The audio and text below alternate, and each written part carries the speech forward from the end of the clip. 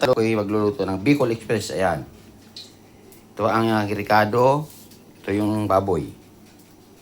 Sasalang ko pa. Ayan.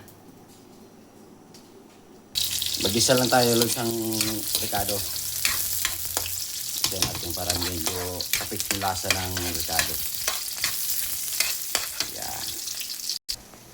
Tapos sasinalang ko na yung baboy. Ayan. Patuyuin natin para maglabas ang mantika niya. Lagyan natin lusang gata. Yan.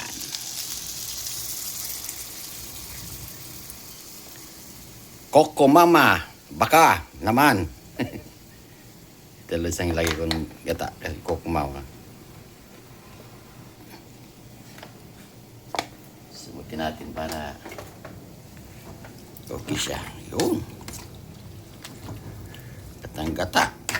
Pinatuyo ko na yung tuloy na mantika ko na yung baboy. Ilagay ko na yung gata. Ilagay ko na tuloy na sili. Yan.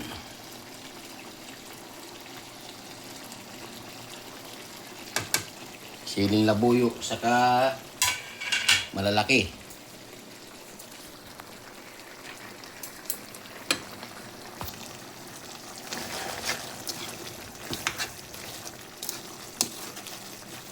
May lagay ko na yung sitaw. Pwede na yung sitaw yung sabay. Matuyuan na to.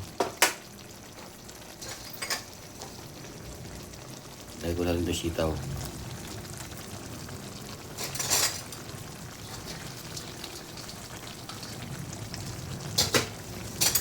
Sama natin Lois para luto naman yung karne na eh.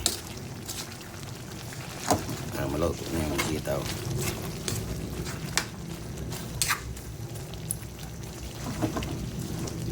Yan ang Bicol Express.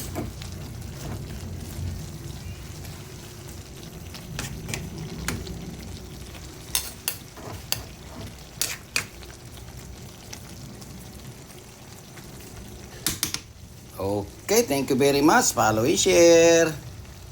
Patuyuin ko na lang yan.